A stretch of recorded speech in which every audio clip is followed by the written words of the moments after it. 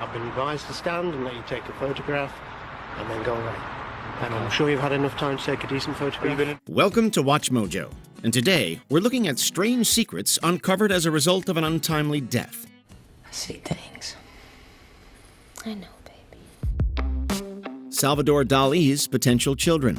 Well, of course, we'll never know what Dalí himself might have thought of this bizarre, surrealist, you could say, court order. Salvador Dalí, one of the world's most famous surreal artists, was the subject of an 8-month legal saga decades after his death. A Spanish tarot card reader named Pilar Abel claims to be his illegitimate daughter. Her paternity suit caused the painter's remains to be exhumed from his tomb in Catalonia. The man who was married with no kids now has a woman claiming she's his daughter. A Madrid court even ordering Dalí's remains be exhumed for DNA testing. Dalí was buried in a tomb located in a museum dedicated to his life and work. Oddly enough, the embalmer reported that Dalí's famous mustache remained intact even after 30 years. A successful test would have netted Abel around 1/4 of the painter's sizable estate. Unfortunately, fingernail samples provided DNA, which ultimately disproved her claims. I want this exhumation to tell me who I am, she told Spanish TV, and to bring satisfaction at last to my mother. Joyce Vincent, dead for years. Then a couple of days later, there was stuff on the internet, like must have been one miserable cow, deserved the domestic abuse, stuff like that. And I thought, is this her legacy, that she becomes kind of urban myth? Joyce Carol Vincent was living in a small London apartment in 2003.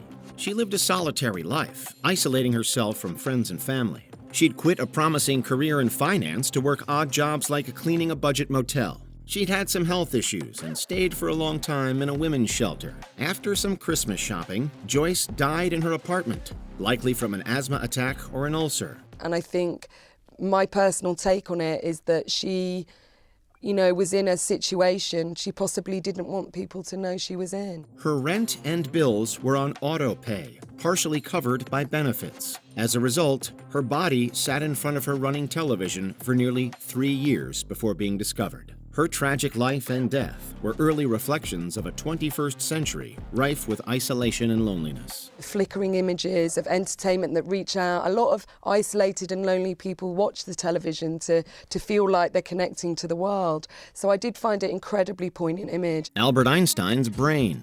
He wanted to find out what made Albert Einstein tick. Albert Einstein's brain underwent a bizarre journey after his death in 1955. Hours after his passing, Dr. Thomas Harvey removed and dissected the brain into 240 pieces. His goal? To uncover the secrets of Einstein's genius. Preserved in jars and distributed to researchers, these fragments traveled across the U.S. for decades. Once Thomas Harvey had the brain, he didn't let it out of his sight. He left his position as chief of pathology at Princeton Hospital. And he headed out to the Midwest. Some segments were lost, others were put on display. The dissection and fragmented storage of Einstein's brain have drawn more attention for their macabre handling. His remains morphed into a surreal relic of scientific curiosity. There are even rumors of Princeton students shaking off the formaldehyde from a piece they retained and pouring it into tequila shots as a hazing ritual. But there's a fine line between science and grave robbing. The Secret Room of Howard Elkins. When he broke the seal, Cohen was overcome by a terrible stench. Inside, he saw what appeared to be a human hand. Howard B. Elkins was a Long Island resident and owner of a small plastics company. Nearly 3 decades after moving to Florida with his family, his former home was the site of a shocking discovery in 1999. A 55-gallon drum was found in the crawl space. It contained the mummified remains of Reina Marroquin, a Salvadorian immigrant who vanished in 1969 while pregnant. Marroquin had been having an affair with Elkins. She was allegedly killed after revealing the relationship to his wife. Investigators believe that Howard Elkins lured Reina to the factory one night shortly after she told Elkins' wife about their affair, and Elkins beat her to death. DNA confirmed Elkins as the father. When confronted by police, Elkins took his own life. Investigators believe he hid Marroquin's body in the drum. The weight made it difficult to dispose of, so he hid it instead.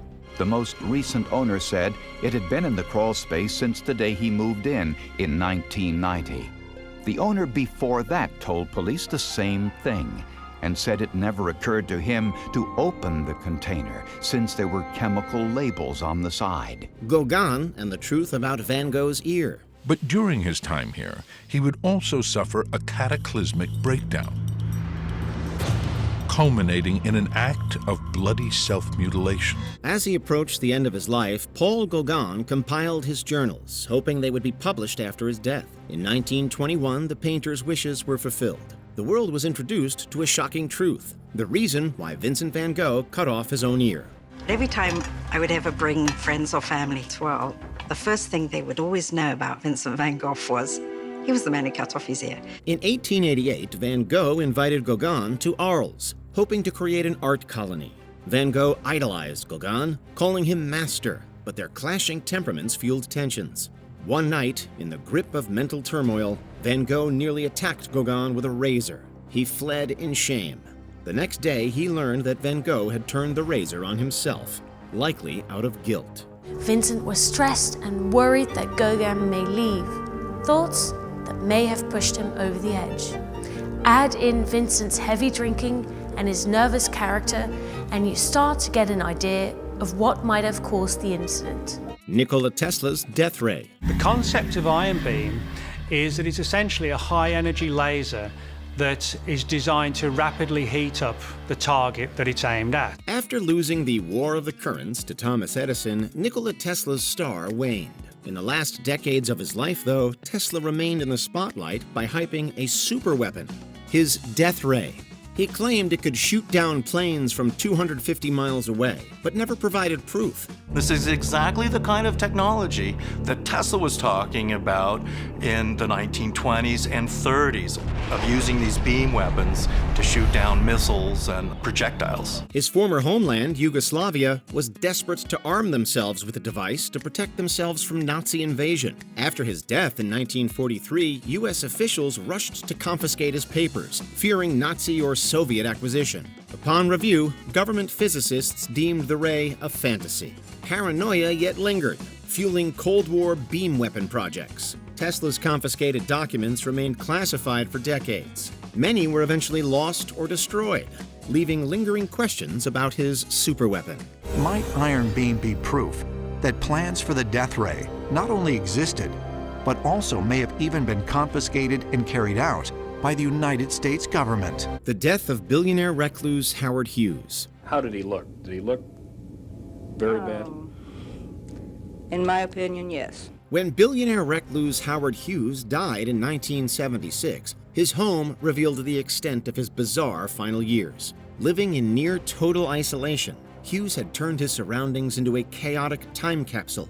Jars of his own urine, piles of rotting food, and meticulously labeled tissue boxes for makeshift footwear. Once a dashing aviator and Hollywood tycoon, he spent his last years battling severe paranoia, addiction to painkillers, and untreated OCD. Now, let's get a drink. Wait, honey. You can't move. You can't move. You're safe here. You're in the germ-free zone now. You understand? I'll take my chances. The strangeness didn't end there. Hughes left no clear will, sparking a fierce legal war over his massive estate. Fake wills emerged, including one leaving his fortune to a random gas station owner and another leaving it to the Mormon church. The court battles dragged on for years, with hundreds fighting over his fortune. Run reel 10 again. I think we're duplicating the shot here. And tell Jimmy I want 10 chocolate chip cookies. All right? Medium chips, none too close to the outside. Got it? The extent of Harold Shipman's crimes. There's no question he did nothing. He did nothing. But no one else will say any different, I can tell you that now. The horrifying extent of Dr. Harold Shipman's crimes came to light only after he died in 2004.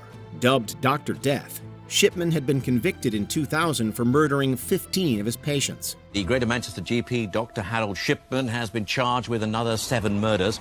Dr. Shipman is already accused of killing 8 patients, and he'll face one of the largest murder trials in British history. Shipman exploited the trust of his elderly patients, administering lethal doses of painkillers and falsifying death certificates to cover his tracks. After he took his own life in prison, a public inquiry ensued. the inquiry revealed that Shipman likely killed over 200 of his patients throughout a 30-year career. Later estimates had the number even higher, making him one of history's most prolific serial killers. If you want to become a serial killer, become a doctor, because nobody will stop you, and nobody did. Francisco Goya's Black Paintings. But then he got dark, dude. He got into some scary stuff. Unlike so many of the greats, Francisco Goya was celebrated in his time. He was a romanticist known for his vibrant portraits and idyllic depictions of Spanish life. He earned fame as a court painter to royalty. After his death in 1828, a far darker side of the artist emerged. Hidden in his home, plastered directly onto the walls, were his infamous Black Paintings. This series of grim, nightmarish works featured macabre imagery like Saturn devouring his son. The Spanish master had clearly descended into despair, likely influenced by illness, war, and isolation. Unlike his commissioned masterpieces, these were intensely private paintings, never meant for public consumption. The paintings were transferred to canvas decades later, and are today some of his most famous works. He did Saturn devouring his son. Well, I think that's what's happening right there. That's not the real one. It's a different one? Yeah, that's the one. Oh, way God. worse. Oh, my God. Before we continue, be sure to subscribe to our channel and ring the bell to get notified about our latest videos. You have the option to be notified for occasional videos or all of them. If you're on your phone, make sure you go into Settings and switch on your notifications. The Deadly Horde of Jeffrey Lash. Private investigator Scott Ross trying to unlock a mystery. Why would one man $495 price tag have weapons like this? Jeffrey Allen Lash was known as a wealthy and eccentric fellow to those who knew him. He claimed to be a secret agent under constant surveillance. He had a fleet of 12 cars, one of which he claimed was bulletproof. After being diagnosed with cancer, Lash convinced his fiancée that it was caused by chemical weapons exposure. His death revealed the true extent of his paranoia. It's just one box, and there are hundreds. Lash left behind an arsenal of 1,200 firearms and literal tons of ammunition and explosives. None of it was illegal, and most of it wasn't even touched after purchase. Half the neighborhood needed to be evacuated to safely remove unstable chemicals and ammunition. The bigger concern for them, Anderson, is this is a fire zone. All of California is. Imagine if there had been a fire with 6.5 tons of ammunition inside this home. Which discovery haunts you the most? Let us know in the comments below. Oh my God, that is so creepy! I know! Did you enjoy this video? Check out these other clips from WatchMojo, and be sure to subscribe and ring the bell to be notified about our latest videos.